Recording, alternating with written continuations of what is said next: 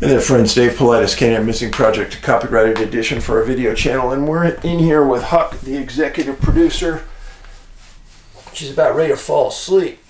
She's been sitting in here, being a good girl. Being a good girl, yes. Yes, a good girl. She's a good girl, yeah. Yeah. She's gonna hang out with us for a while and make sure I do a good job for you as we're back over here talking about missing people. Now, since it is October and we're heading towards the back end of the month, this is hunting season. And for all the spouses out there of hunters and hunters yourself, I want you to pay close attention to what I'm going to tell you. Every year, hunters disappear. Oh, it's not going to happen to me. I know the area too well. I've been there 100 times. I'm not going to get... Yeah, well, right. It's those people that get lost. It's those people that aren't found. And what you need to do is you need to tell them about a personal locator beacon. And why is that important? Because it will save their life. Most new phones have a personal locator beacon built into them. Most people don't even know that. And I think that's super important.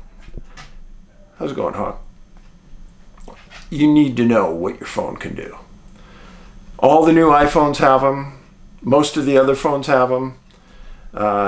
It's a device that'll send a signal up to a satellite, not a cell tower, a satellite. And it'll give your GPS locations when you put out this notification. And then search and rescue will come and find you based on those locations. They can find you within 10 feet. Spouses, I tell you this because it would save hundreds of families grief over the last years of finding their husbands and wives that go missing while they're out in the woods. Please take this seriously. And I say this as today I am going to talk about another hunter that just disappeared and a hiker that just disappeared. Recent cases that quite possibly could have been solved if they were carrying personal locator beacons. First case I'm going to talk to you about is a young man named Sam Bernastick, British Columbia. I wrote a book called Missing 411 Canada. The majority of the book has to do with Alberta and British Columbia, but it includes all provinces. There's cases from every province. But British Columbia has the most. You can get the book by going to Hancock House Publishing. They're in Canada. The shipping fee is very cheap for Canadians. You can buy all my books from this Canadian partner that we have. Just Google Hancock House Publishing. Go to the Missing 411 section. You can get all my books, including the Canada book. If you're in the U.S., you order directly from me. Don't order from Hancock. They won't ship to you in the U.S. Order from me. And our website is NA, like North America, bigfootsearch.com. Now, Sam's case, brand new case, October 17th this year, 2024. He was going on a hike in Redfern-Kelly Park, British Columbia. So here's Chetwynd, Fort St. John, Redfern-Kelly Park. This is in northeast British Columbia. You can barely see this line right here, but this is the border between BC and Alberta. This is Williston Lake as a geographical identifier. Now, before I tell you about the case, I want to tell you about why Sam was at this location. And that is important. Everything I read about it said it's one of the most beautiful scenic landscapes in the Northern Rockies. And that says a lot. I've never been to this park. I've been all through the Northern Rockies up in Alberta, and I can tell you it's breathtaking.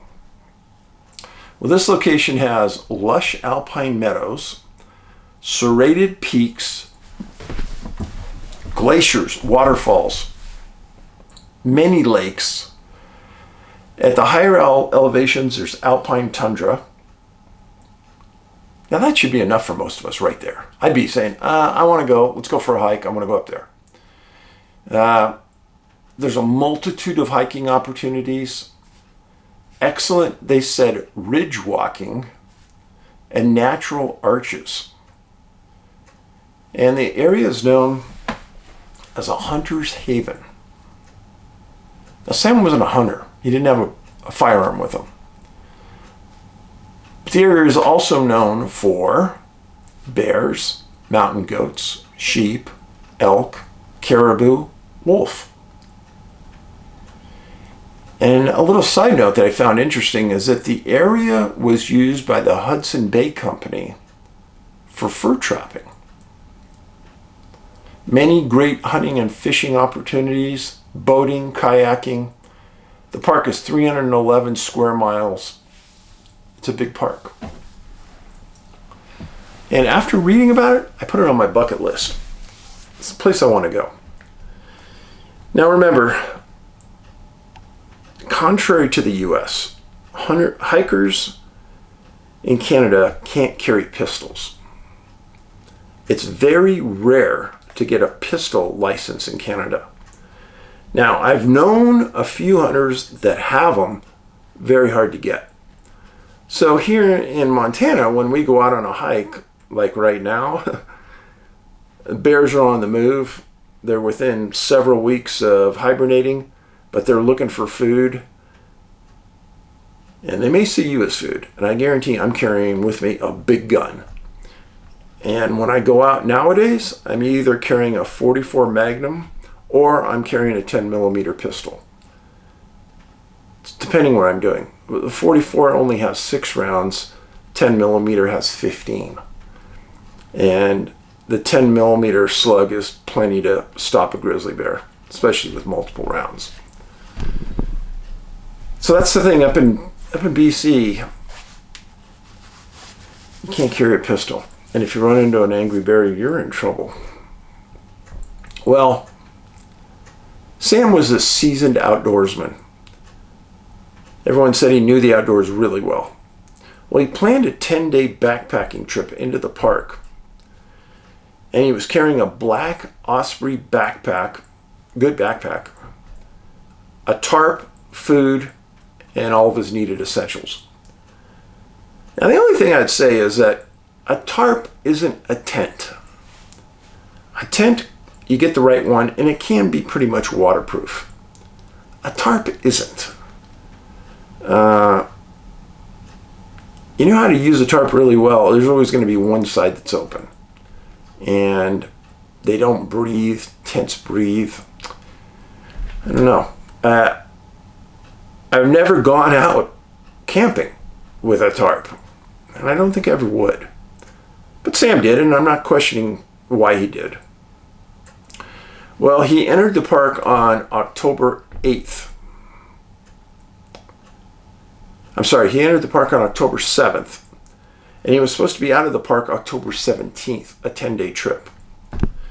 His second day in, he contacted his family, said all was good, heading in, I'll talk to you guys in 9 days. Great. Now, when you enter a park like this, every big park has maps. What I want you to do, if you do this alone, which I'm not advising, is that you take that map of the park and you write down the path with a highlighter where you're going to go. You make one copy for you and one copy for your significant other or most important person in your life. Mom, dad, brother, sister, wife, husband. And you say, I'm going to be on that path. I'm going to be out on this day. And if I'm not, you call search and rescue. So we have an exact location where we're going to go find you. And this is really important, folks. Sam didn't do that. They knew the park he was going into, but they didn't know exactly where. The other point is that he rode into the park in his red Honda 230 dirt bike. This is important. That's a big identifier.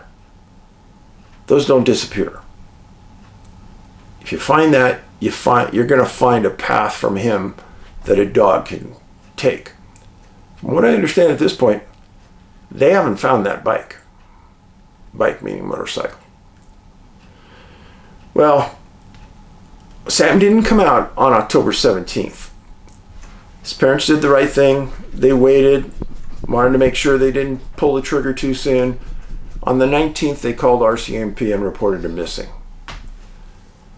RCMP deployed a helicopter, ground pounders, canine services, and as they were on the trail, interviewed other people to see if they had seen Sam. Now, they had some pictures of him. It's a picture of Sam. Now, Sam has a sister named Kate. Kate did a good thing. She started a GoFundMe project. And it was to assist with related expenses to keep the search going. She raised $27,000. Paid for a hotel, food, etc. to keep private searchers out looking.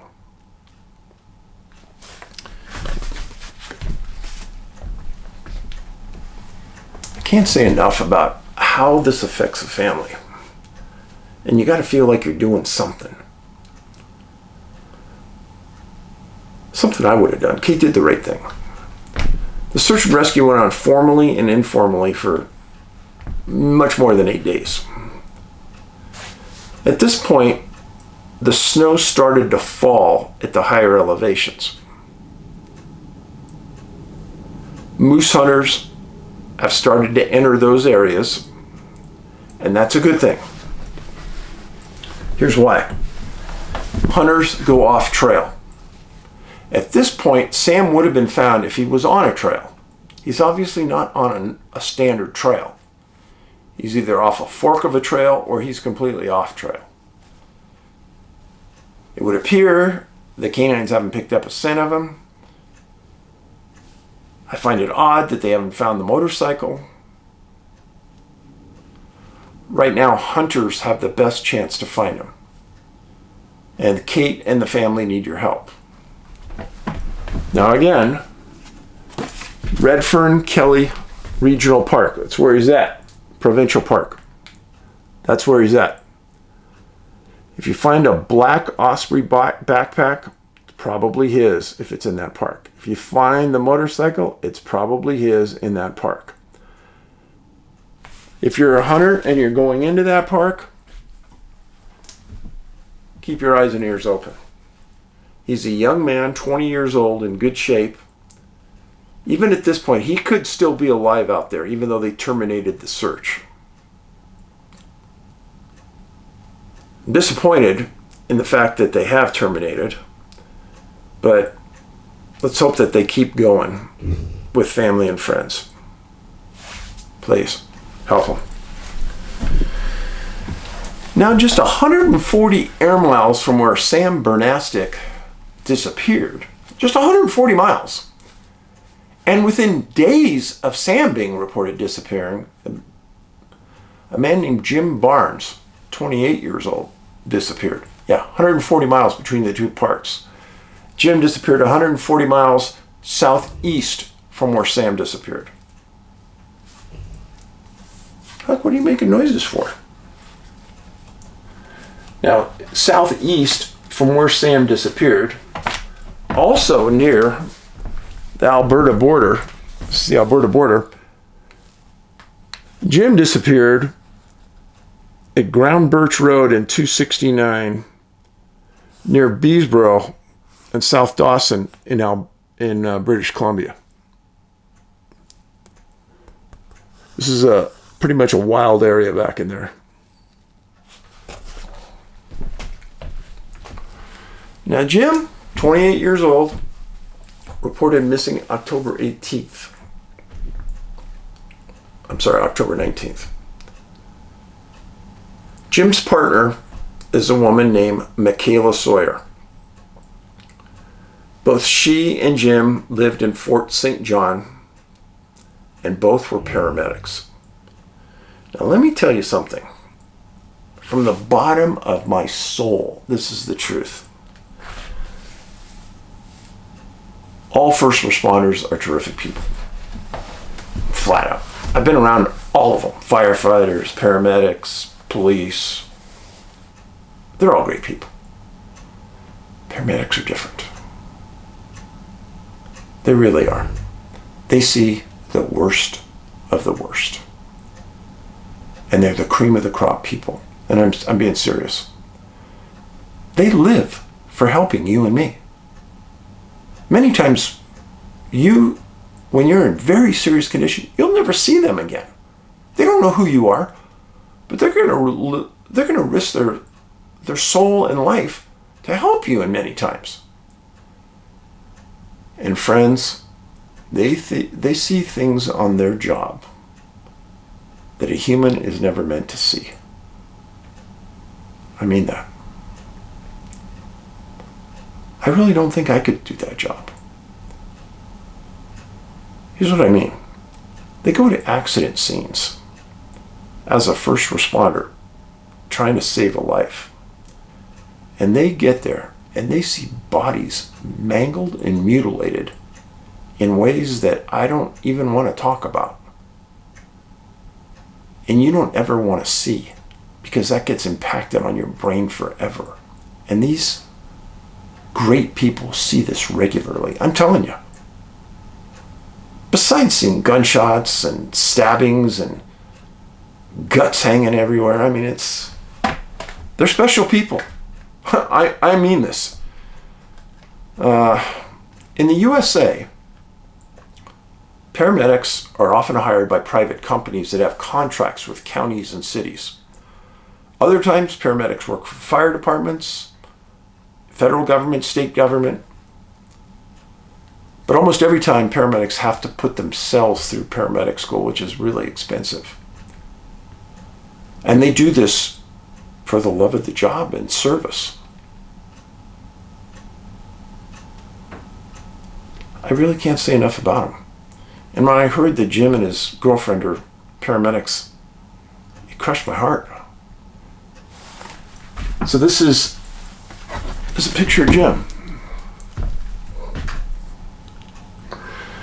So on October 28th, Jim, an avid outdoorsman, loved to hunt, knew this area he went to like the back of his hand. And he and his 1.5-year-old dog, Murphy, left in Jim's truck right here. There's Murphy. His truck is a 2004 gray Chevy Colorado pickup. And they left to go get some firewood and do a bit of grouse hunting.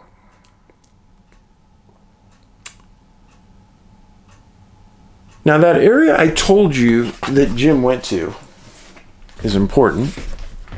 That was on Ground Birch Road and Road 269 near Beesboro and South Dawson in British Columbia.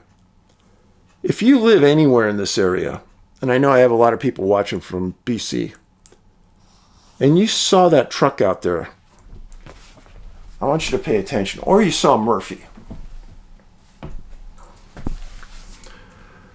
So Jim takes Murphy out there with him. Looks like he's a bird dog. I would have taken him too. Bears don't like dogs. And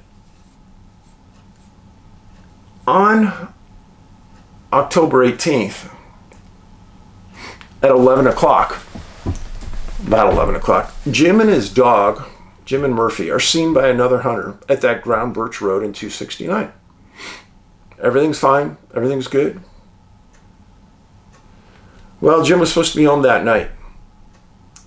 The next day, he didn't report to work, and Michaela reports him as missing. RCMP gets right on it, and on the 19th, they find his truck right at that location where the hunter had seen him. And inside the truck, they find one firearm, a wallet, keys, and a phone. I've said this to you before. Leaving a wallet, keys, and a phone behind in a truck is not unusual to me. I don't find it unusual. Some people here say, oh yeah, that's so strange. No.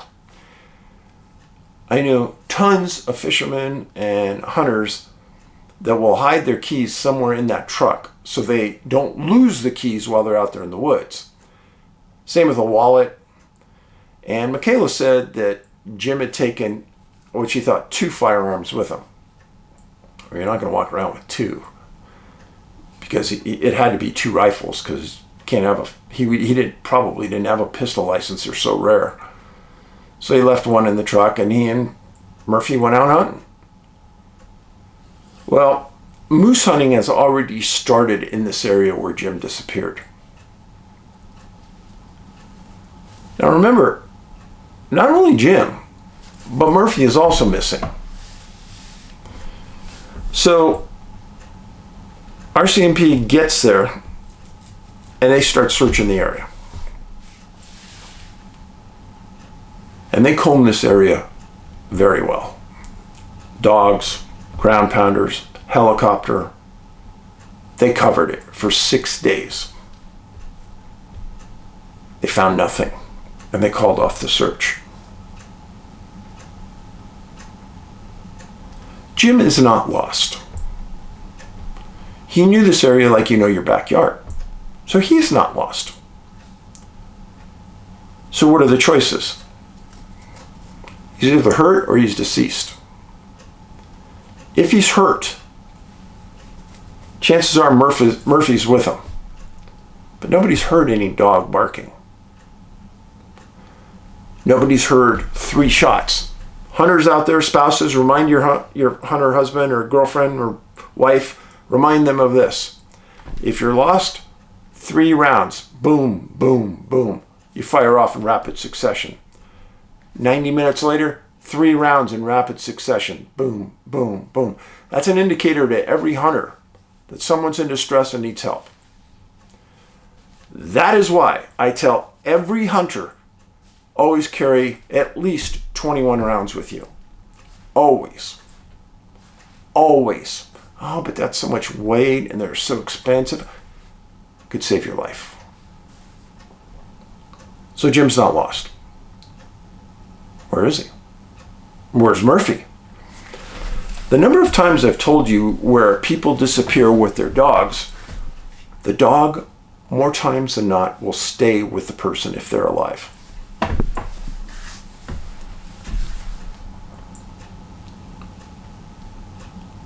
I have no idea what happened to Jim Barnes. I have no idea. There's a picture of Jim with his shotgun and Murphy. Great looking dog.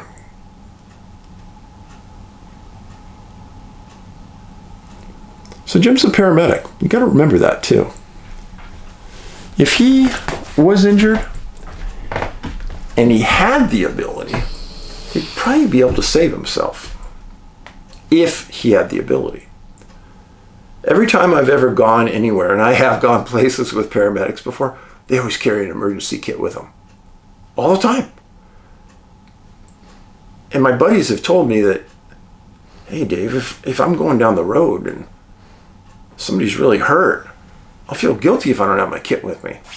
That's their mentality. Always there to help. Guarantee if they're coming up on a scene, they're going to stop. I wish more people in the world were like them. So the search for Jim Barnes is over.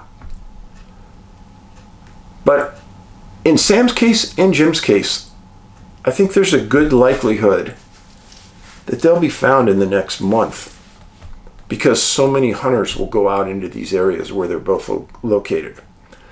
And I think it's urgently important that these videos get out there.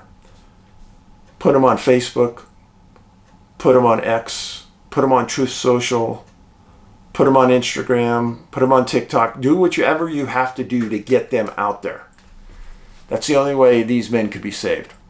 Jim, he's young, 28 years old. chance of survival, very good. Sam, 20 years old, chance of survival, very good. This is important, folks. In both of these cases, please listen to this. If this was your loved one, and the RCMP or search and rescue from any jurisdiction comes on to you after a few days and says, you know, this is all we did, we don't know what else to do, don't give in to their soft, help me, we need to stop. Don't give in to this. Look at the map. If they show you a map and said they searched all this, ask them, well, did you search here? Why not? Did you search here? Why not? Did you search here? Both these people are young. The chances of them surviving are good. It's not like it's an 80-year-old man on his deathbed that went out to hunt. The chances of survival of each of these men is very well. The minimum search time for either one of these guys should have been 7 days minimum. Probably 10 days because they're both so young and healthy. Do not give in to short searches. Families and friends have to be the advocate for these people. You have to be right there telling them, I want more search. I need more time. Now, if it was in the U.S. and this was happening and they gave it a short search, I would say call your congressman. Your congressman, and get them to push for more time. In Canada, I really don't know who your local reps would be or what they're called because I deal in so many countries. But you need to call them and push them and say, hey, we need more time, we need more help. These men could be alive. So, thank you for listening. My name is Dave Paulides. You can follow me on X at David Paulides, Paulides, at CanAm Missing on X. I post every day. I post missing cases. I'm on there all the time. Please get on there. I'm also on Facebook. Just look up Missing 411 on Facebook. I'm there. And of course, I post here every other day. Guaranteed. People are complaining incessantly that they are not getting notified that I'm posting, and then people have been unsubscribed. People saying that they can't give me a thumbs up because there's no bell to ding. I'm getting hammered from all sides. So I need your help. I need you to bookmark my page. That's the way to do it. Bookmark the CanAm Missing Project page. When you're looking at the screen, on the bottom left, there's a little logo of ours. If you click on that, that'll take you to the main page. Click on the videos, and that'll take you to all 600 plus videos. Bookmark that page, and then you won't ever lose me. You guys are the best. I appreciate you greatly. Remember, costs nothing to be kind. The kindness revolution. You and me are kind people, and we need to express that more. Smile, say thank you to the people at the stores, the post office, person delivering your mail. The truck driver you see. Without truck drivers, we would have nothing, folks. Thanks for being here. Paulides out.